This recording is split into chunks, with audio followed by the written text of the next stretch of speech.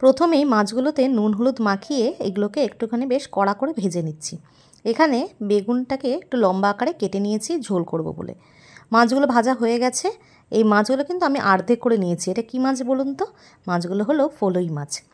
যেহেতু অনেক বড় মাছ তাই এটাকে আমি অর্ধেক করে নিয়েছি। এবারে একটা বাটির মধ্যে জল দিয়ে বেসিক যে মশলাগুলো আছে, একটু নুন হলুদ লঙ্কার গুঁড়ো ধনের গুঁড়ো জিরের গুঁড়ো দিয়ে কিছুক্ষণ আমি ওটাকে ভিজিয়ে রেখেছি।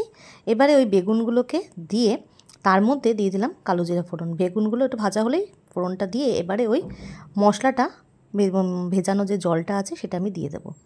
ঝোলটা যখন বেশ কিছুক্ষণ ফুটে উঠবে তার মধ্যে কিছুটা কাঁচা লঙ্কা দিয়ে আর আলতো হাতে মাছগুলোকে দিয়ে কড়াইটা ধরে সামান্য একটুখানি নাড়াচাড়া করে নেবো, যাতে মাছগুলো ঝোলের মধ্যে বেশ ভালোভাবে ডুবে যায়। ঝোলটা যখন ফুটে উঠবে তখন এর মধ্যে নামানোর আগে দিয়ে দেবো কিছুটা ধনেপাতা।